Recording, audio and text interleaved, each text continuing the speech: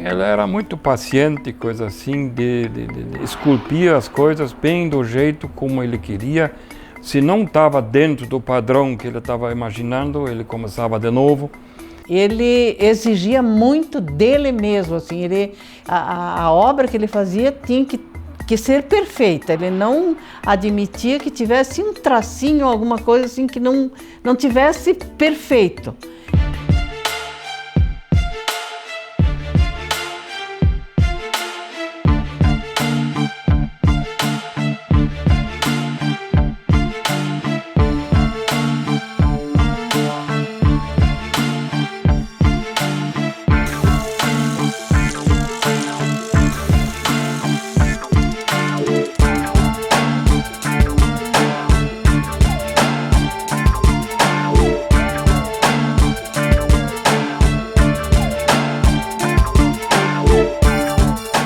O artista tem seu auge e talvez a melhor forma de alcançar é quando ele enfrenta o seu maior desafio. Em maio de 2003, iniciava em Joaçaba, meio oeste de Santa Catarina, a construção do monumento que se tornaria símbolo da cidade e a grande obra da vida de um artista singular. Eu acho que o Cláudio teve esse privilégio de ter um avô que fazia trabalhos assim, não de escultura, ele era carpinteiro. Então, no período da manhã, o nosso avô exigia que a gente fosse estudar. Ele era de origem alemã e era bem exigente. E à tarde ele ficava lá com o meu avô, ele gostava de ficar lá. E assim ele desenvolveu o gosto pela arte, o meu avô também era muito perfeccionista, então eu acho que ele herdou isso dele, do avô.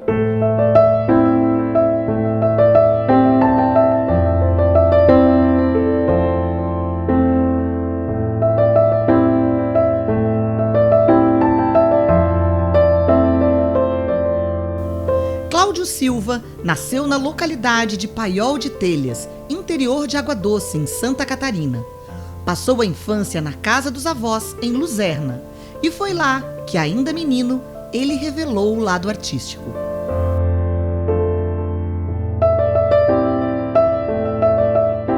Numa ocasião, ele brincava com uma pedra, a pedra amarela. Ela é uma pedra mole, fácil de esculpir.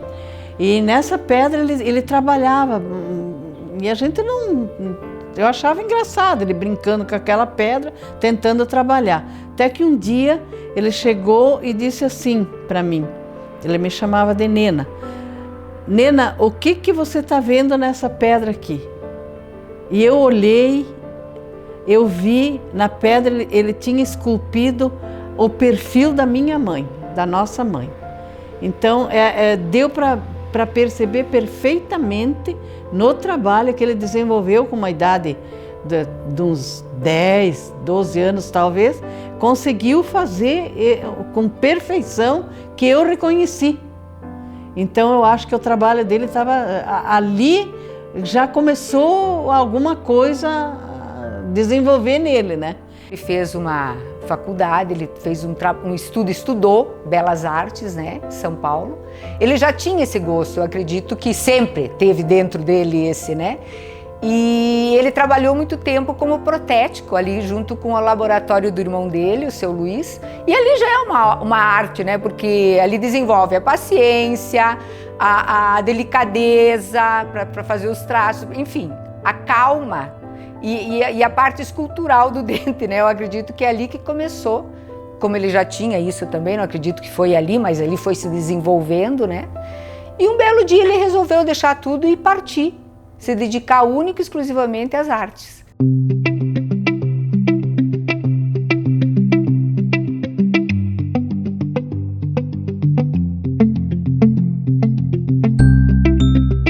Foi trabalhando a madeira que Cláudio iniciou na arte profissional. Durante alguns anos, foi fazendo peças por encomenda que ele aprimorou o seu ofício. As proporções e detalhes anatômicos sempre foram aspectos fundamentais da sua obra.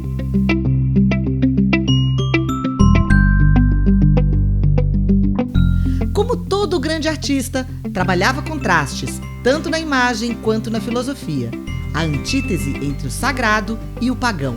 Durante anos, ele fez dezenas de esculturas de grandes dimensões que desfilaram na avenida, compondo os carros das escolas de samba da região.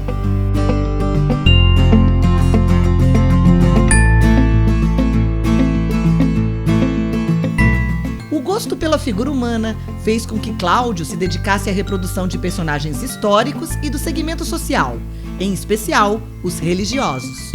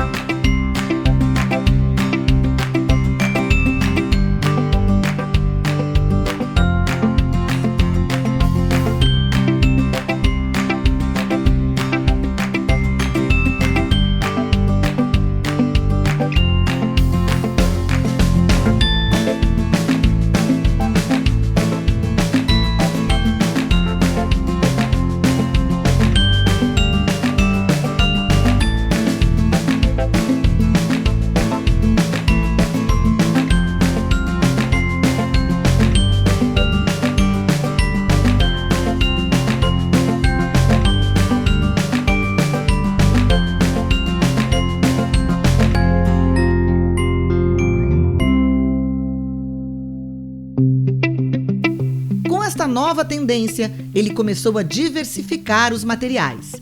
E foi na fibra de vidro que encontrou a solução para a elaboração de peças maiores. Nascia ali uma parceria responsável por diversas obras, muitas delas de arte sacra.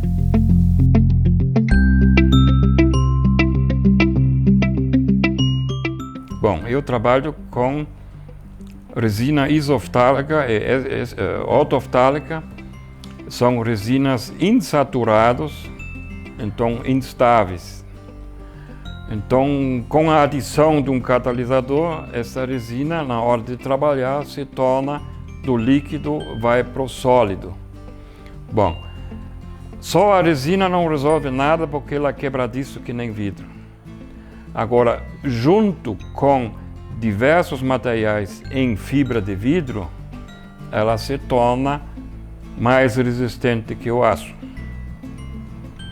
Então, para a construção de obras de artes, para obras de construção civil, para obras de saneamento, coisas assim, ela se torna muito praticável, porque ela é leve. As peças que eu faço de fibra, elas pesam 7 vezes menos do que de ferro. Então, obras de arte fazer com fibra de vidro é muito gratificante, porque também qualquer correção que tem que fazer é possível fazer. Quando se solda peças já é mais limitado, coisa assim. Então ele fazia para mim a ideia dele, a escultura dele, a figura dele em isopor, e em cima disso eu aplicava então a fibra de vidro para ser depois a figura definitiva para ser pintado. O início foi um grande desafio, né? Sair de uma coisa tranquila, que ele estava acostumado em fazer, e partir para a arte, né? Então, quando ele começou em madeira, ali já foi um grande desafio, acredito. E quando ele começou com a parte estátuas, né? Quando ele começou com essa parte, novo material, fibra de vidro, quando ele começou essa parte, acho que ali começou um grande desafio para ele também.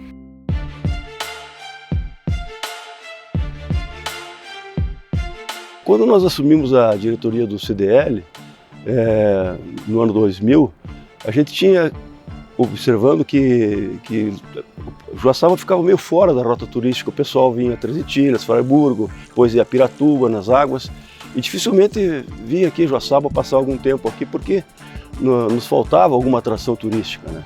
Então, nesse foco aí, é que a gente teve a ideia de fazer um monumento. O Frei Bruno já era uma pessoa conhecida, reverenciada através da romaria dele, né? E então, baseado para tentar colocar Joaçaba na rota turística regional, esse foi o principal objetivo da confecção, da construção do monumento Frei Bruno.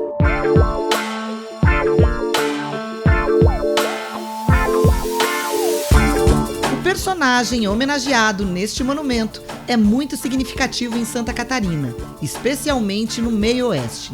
O Frei Bruno viveu seus últimos dias em Joaçaba, onde, em meados dos anos 60, começou um movimento de devoção que se espalhou por toda a região.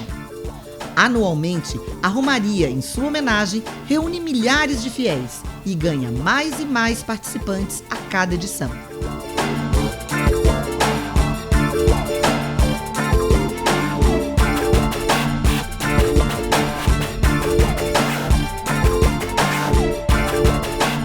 Nasceu Humberto Linden no ano de 1876 em Düsseldorf, na Alemanha. Tornou-se franciscano aos 18 anos na Holanda e, além do hábito, recebeu um novo nome em homenagem a São Bruno. Missionário no Brasil, chegou a Salvador no final do século XIX. Passou por Petrópolis, no estado do Rio, Gaspar, São José, pela Gaúcha Não Me Toque, Rodeio, Esteves Júnior e por quase 3 décadas foi superior e pároco em Xaxim. Chegou a Joaçaba aos 80 anos e teve uma curta e marcante estadia, onde cativou muitos fiéis. Aqui no meio-oeste catarinense, nós podemos dizer que a evangelização veio, né, da região de Florianópolis, né, Vale do Itajaí, percorrendo essa nossa região aqui também do meio-oeste catarinense, com a evangelização ali no ano de 1900, um pouco antes, né, para cá, e a presença franciscana, ela foi sendo o caminho missionário de evangelização para dentro do estado de Santa Catarina. E a Ordem dos Franciscanos, então, foi muito presente. E dentro desse aspecto, então, a pessoa de Frei Bruno faz parte de um processo também dessa presença no Vale do Itajaí, aqui em Joaçaba e também em Xanxerê, onde foi a presença dele marcante, que as pessoas reconhecem nele um homem santo, pela forma, simplicidade, o jeito de lidar com as pessoas, de visitar as pessoas, de ser próximo das pessoas. A ele são atribuídos diversos milagres e, por conta disso, em 2013, foi iniciado o processo de beatificação, que teve a fase de postulação aprovada pela Causa dos Santos do Vaticano.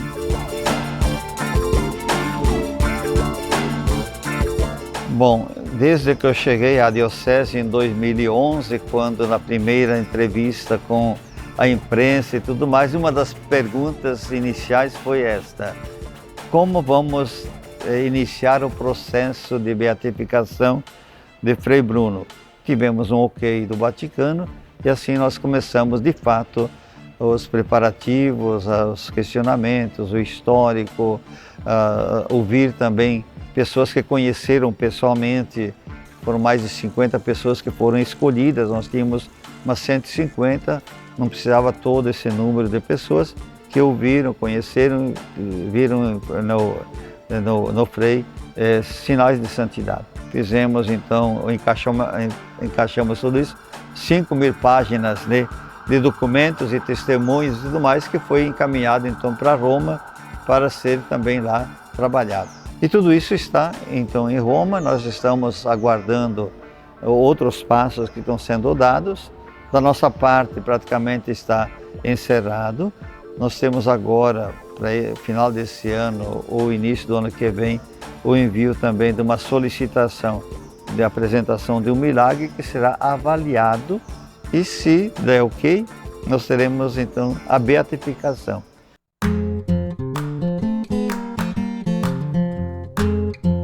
O Cláudio Silva, ele já tinha feito um busto do Frei Bruno. Ele era um assista aqui de Joaçaba, a gente conhecia ele. E quando veio a ideia de se fazer o Frei Bruno, a gente, como viu que ele soube representar tão bem os traços do Frei Bruno naquele busto lá, a gente foi conversar com ele. Fomos à diretoria e apresentamos a nossa ideia para ele. Aquilo fechou com umas peças de quebra-cabeça se encaixam. Bom, na verdade, se eu me lembro certo, eu já estava fazendo figuras para o Cláudio. Então isso é uma coisa no decorrer do tempo que surgiu. Dali o Cláudio vem, temos aqui um pacotinho um pouco maior, coisa assim, então vamos fazer ou não vamos fazer? Dá para encarar ou não? Mas isso surgiu assim, então a gente sentou junto lá, tá, manda então quanto que é, tal altura, tal isso, tal aquilo. Não é, tá meio grande, coisa, não, mas vamos fazer, sim, então foi. Logo no início do projeto, uma das questões mais importantes para avaliar a viabilidade era definir as dimensões do monumento. Pois é, nós precisaríamos ter um atrativo, né? Então a gente pesquisou as alturas das maiores estátuas da época, que era a da Liberdade em Nova York, o Cristo Redentor do Rio de Janeiro, e tivemos a ideia de fazer a parte de baixo com o museu, que, como eu já falei, está sendo até hoje usado, um restaurante no segundo piso, e aqui teríamos que fazer uma obra que chegasse, no mínimo, perto do Cristo. Não queríamos passar o Cristo por uma questão de hierarquia, né? E aí foi nesse contexto que a gente definiu a altura do monumento. –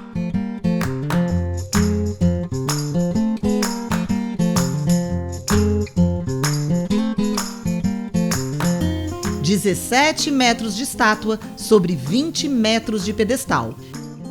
Dimensões que desafiavam a técnica proposta pelo artista e pelo construtor. Primeiro, o Cláudio tinha que fazer o seguinte. Ele tinha que dividir aquela figura em 5 ou 6 estágios de uma certa altura, porque nós éramos limitados em tamanho de peça para fazer. Por causa do espaço, por causa do transporte, por causa disso, porque não adianta fazer uma peça de 6 metros se depois não consegue levar o muro acima. Bom, então, dali então ele fez os desenhos dos cortes da figura. Bom, e dali ele comprou o isopor e começou a esculpir. Então dali um bom ano eu não escutei mais nada dele. Ele fez isso aqui em Aval do Oeste.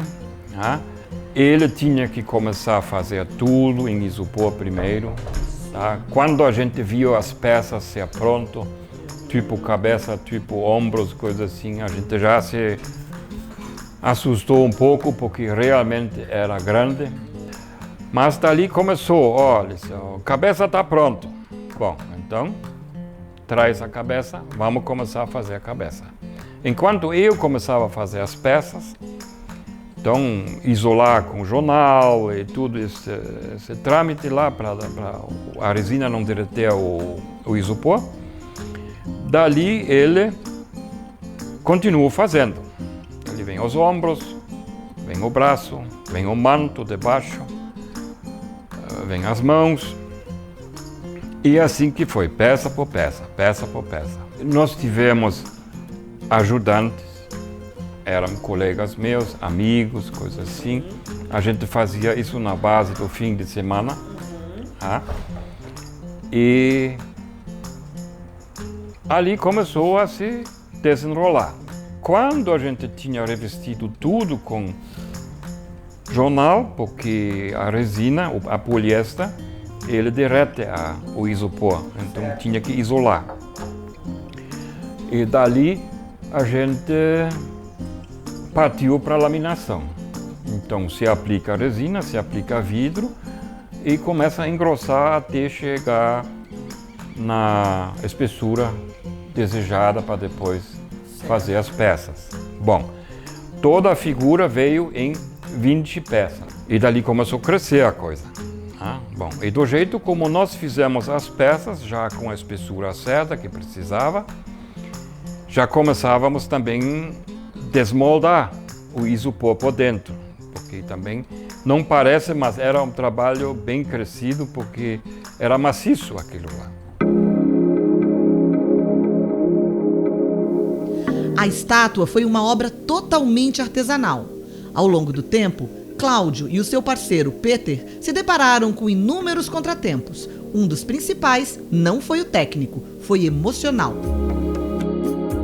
O Cláudio nunca tinha feito um trabalho dessa grandeza, né, dessa magnitude, então para ele, imagina o estresse, né, a insegurança, enfim.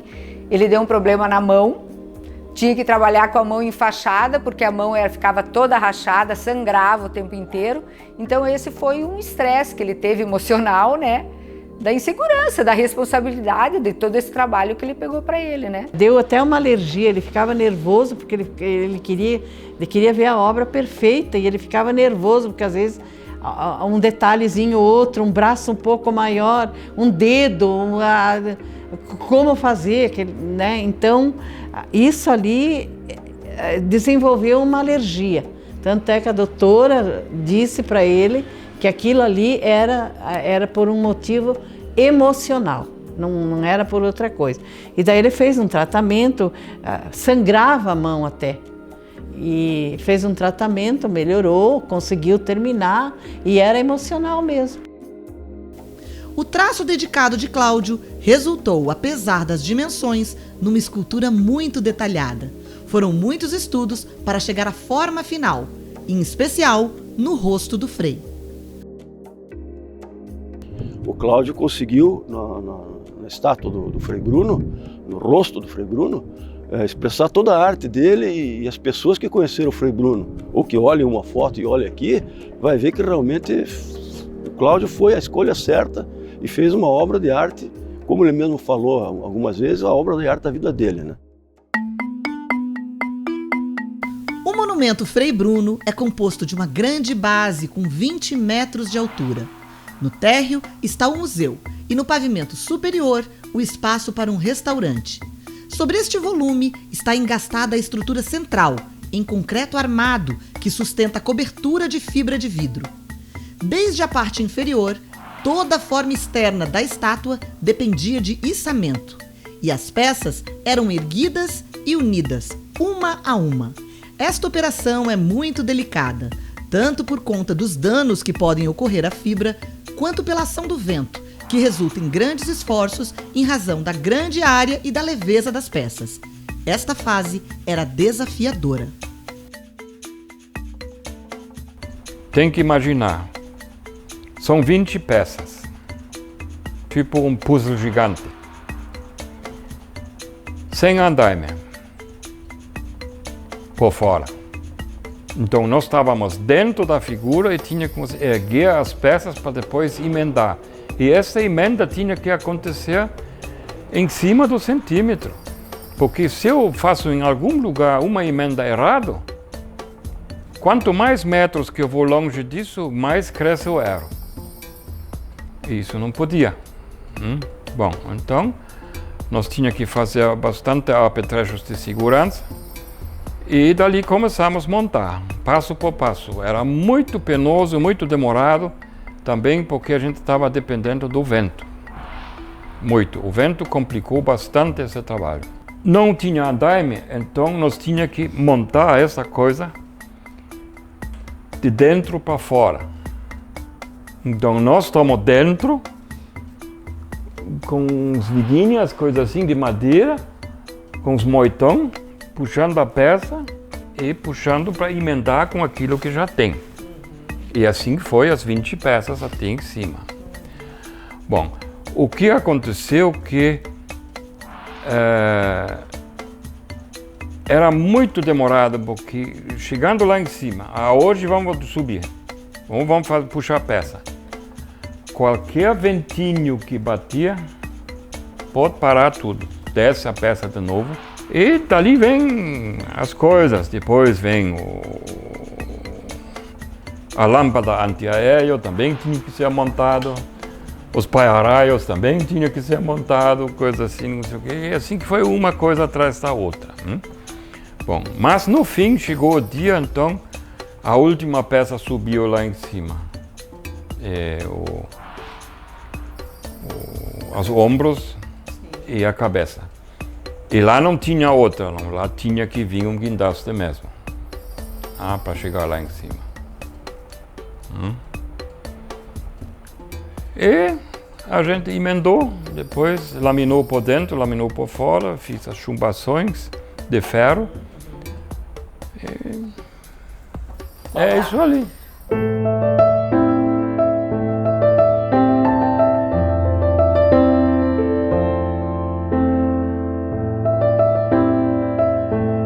Em 2008, 5 anos após o início da construção, para o orgulho da cidade, o monumento foi inaugurado. Meu Deus, quando ele viu a obra perfeita, ali já o monumento colocado, eu lembro assim que ele parou assim e ficou observando, ficou olhando. Eu não quero exagerar, mas eu vi a emoção dele, eu vi a emoção. A arte não se resume ao movimento de se expressar através de um ato ou uma obra. Ela está também na atitude inovadora, na coragem de aceitar o desafio e propor novas técnicas para materializar a história ou que estaria só no nosso imaginário. Era assim que Cláudio praticava o seu ofício. Ele nos deixou em 2018, mas sua obra o mantém vivo e se manifesta toda vez que olhamos para o alto e admiramos a figura do Frei. Hoje, vamos dizer, eu nunca ia encarar uma peça do zero, uma figura, uma pessoa, uma coisa assim. Mas, depois de todos esses anos junto com o Cláudio, eu aprendi muito com ele, nesse sentido.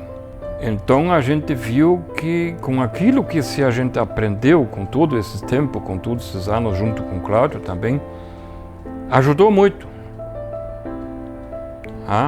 Então a gente tem que reconhecer isso ali, porque se eu nunca tivesse trabalhado junto com o Cláudio, nunca ia encarar uma coisa dessas.